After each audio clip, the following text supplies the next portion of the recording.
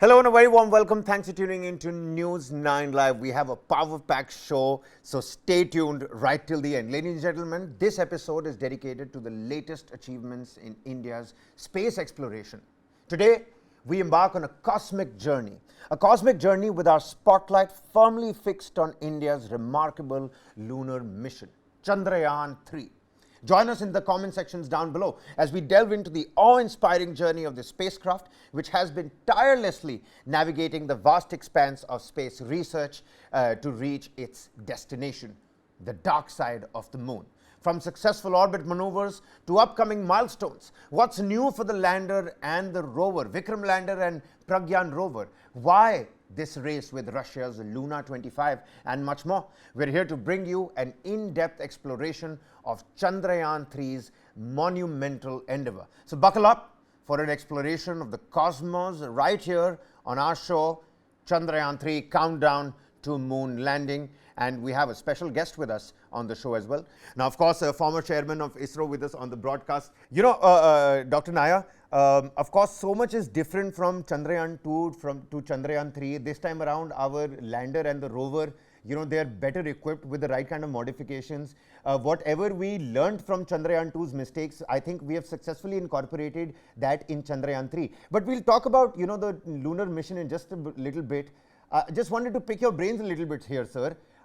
What was it like back in the day when you began the space research, the initiative, and what you see happening today, the Chandrayaan-3 Twitter pages giving us up to, you know, timely updates? What was it like back then? I mean, give us an emotional sense. What's going on in your mind when you're getting updates about Chandrayaan-3? We're about almost a week away from a successful soft landing, sir. When we started our space program way back in about 60 years back, and it was by launching a very small rocket from Tumba. It was for studying the atmosphere and the ionosphere. They were pencil rockets compared to the GSLV Mark III, what carried the Chandrayaan-3. From there, looking at those days, we had only a small radar station and a telemetry station to look at the signals, and we had to look at very long strip charts to analyze the trajectory and look at the parameters, and most of the data analysis have been done manually. Compared to that today, we have come a long way. From the small pencil rocket, we have a gigantic GSLV Mark III, which can carry even 10 tons to the low Earth orbit. So that has been a tremendous growth in terms of the launch vehicle technology. As far as the spacecrafts are concerned, I think it's very complex with autonomous instrumentation on board, with sophisticated stereoscopic cameras, laser images, Doppler detectors, and so on. And every operation is carried out autonomously, independently in the spacecraft. We don't have to have any manual intervention at all.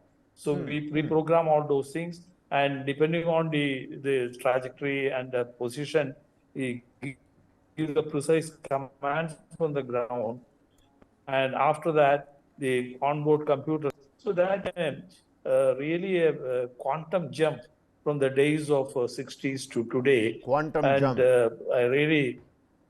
Absolutely, sir. I think that's the word that we're going to stick to, the quantum jump that we've taken up.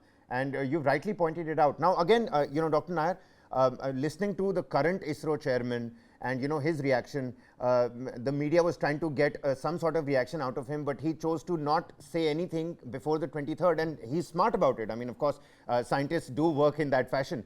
He said that last time around also, during the course of Chandrayaan-2, it was only the last 1 hour where things did not work out. So until unless we reach that position again, which is going to be an hour before the soft landing, till then it seems like all is, you know, so far so good. But in terms of the challenges and complexities of these orbit lowering maneuvers, the challenge of these modules, you know, separating, can you throw some light on that for the common man out there who's really excited about ISRO but doesn't really know what's happening up there in the space? Well, I can imagine his anxiety because it is going to be the most complex operation which ISRO has undertaken ever. Around the moon, the spacecraft as well as the lander and the rover, they are now orbiting with a speed of something like 1.6 or 1.7 kilometer per second at an altitude of nearly 170 kilometers. And from there to land on the surface of the moon is going to be extremely difficult. When we try such operations on air, you break the velocity, orbital velocity and allow a free fall. It enters the atmosphere.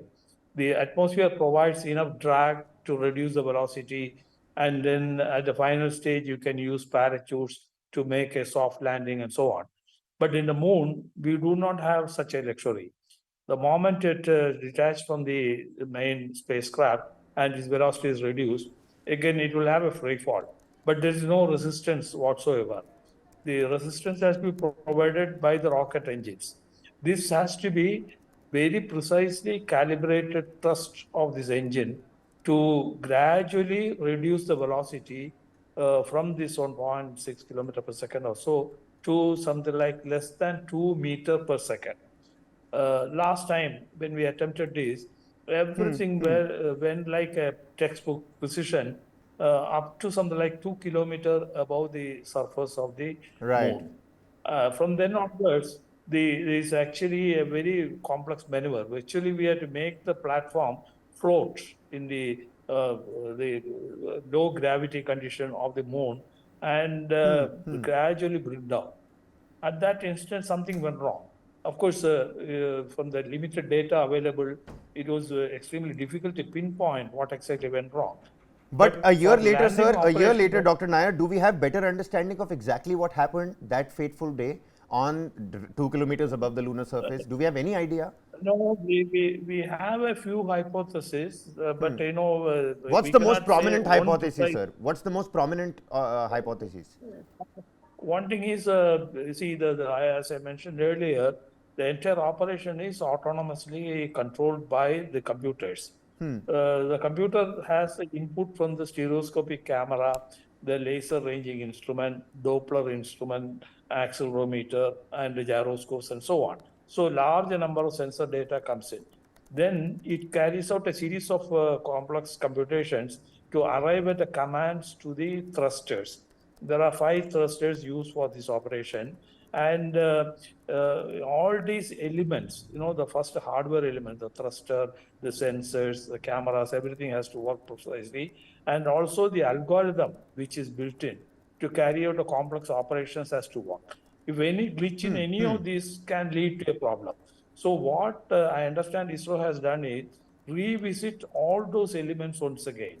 In fact, I understand that the thrusters configuration has been modified, its control regime has been precisely fixed, and also the algorithm has been strengthened, redundancies has been built in, and so on. So, and afterwards, they did a large number of simulation in case something fails, how the redundant system will take over, and so on. So, with that kind of confidence only, this mission is attempted.